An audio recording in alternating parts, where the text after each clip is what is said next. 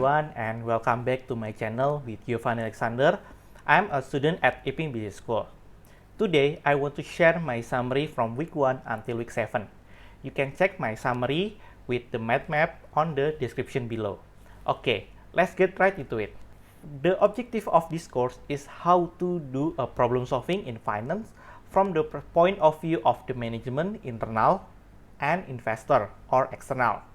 The firm goal is how to optimize the orchestration of internal and external financial resources toward significant and sustainable value creation. As a management, we must manage 8 indicators. First, capital structure, working capital, asset structure, revenue management, cost management, cash flow management, growth management, and risk management. The challenges to create sustainable value creation is principal agent problem when the management use the benefit for themselves.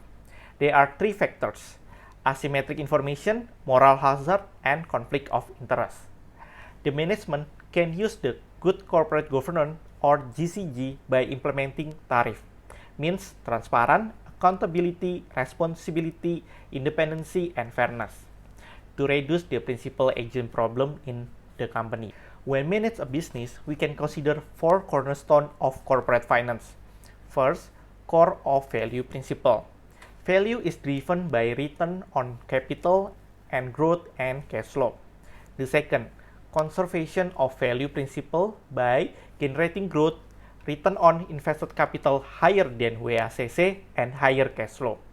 The third, expectation treadmill principle by managing both of external expectation and internal fundamental. And the last, base owner principle. It means business value depend on who and or who manage it, the company. 4 cornerstone is the same with the 5 business essential by Professor Ramcharan from India: cash, margin, turnover or velocity, growth, and the last, customer focus. The next is capital budgeting concept. It's an estimate expected future cash flow to decide whether or which project is good or the bad. One method for capital budgeting is payback period, but this method is bad because of not consider time value of money, required rate of return, and all cash flow from the projects. The other method for this project estimate is first, net present value or NPV, profitability index or PE, and the last, internal rate of return or IRR. The second is financial statement by analyze profitability, liquidity, activity, leverage, and market ratio. And we can check health or not health by check neutral level with current ratio more than 1. Quality of number, we should check current ratio and quick ratio. Company history, industry benchmarking, and decomposition by DuPont analysis, by multiple net profit margin, multiple by turnaround time, and multiple by financial leverage.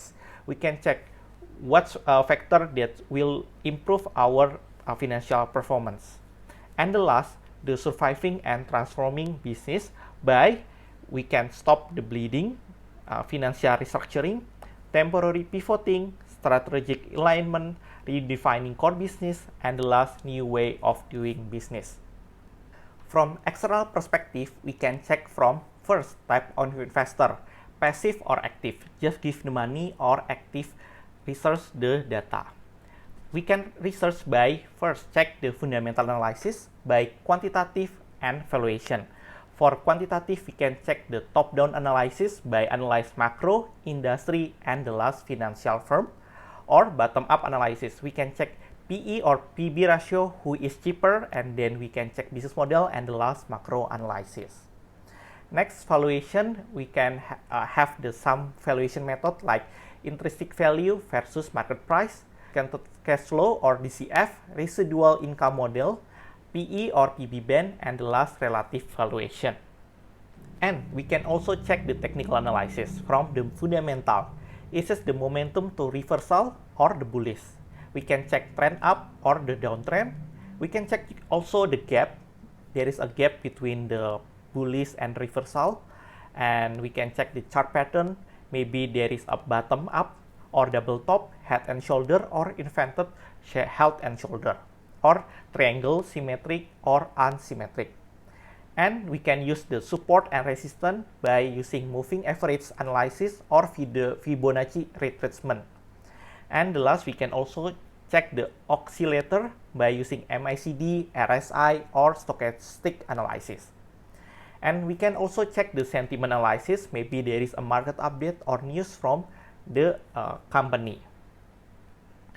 Next is portfolio theory by managing return versus risk.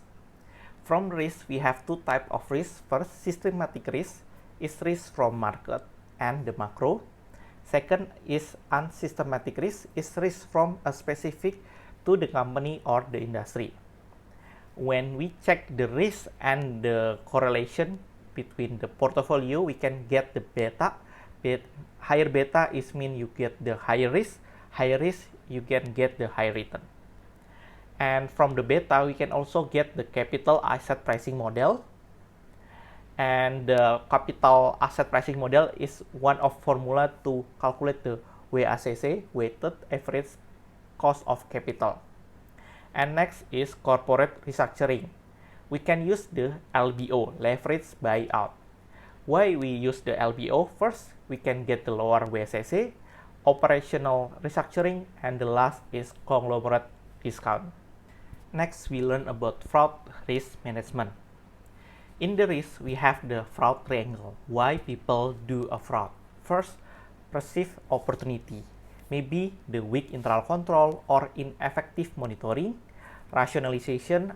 Maybe I will pay it back next month, or I deserve to pay a rise. Or perceived pressure, maybe the financial pressure and the work pressure. And how to manage the fraud? We can use the four types of incentive. First, physical, monetary, social, and the last is moral. And the last, we can also use the GCG to reduce the fraud in our company. In the international finance, we learn about what is the foreign exchange. It allows the currencies to be the exchange in order to facilitate international trade of financial transaction. There is three types of financial transaction. First, spot market. We buy now and deliver immediately. Second is the interbank market. Broker act as the intermediaries. And the last is forward market. We agree with the today price, but they deliver product on the specific date. And we have also two types of contracts. First, we forward, mean you get the contracts, right, and the obligation. And the second type is the option. You can get the contract, but not the obligation. When you buy the option, it's called. When you sell the option, it's mean put. Call and put. And to evaluate the contract, we can use the Black-Scholes model, binomial model, or the simulation. And we also learn about the hybrid trade. It's the risk position now to get advantage in the future. There's three types of hybrid trades. First, localization. It's trade into two different market and the system.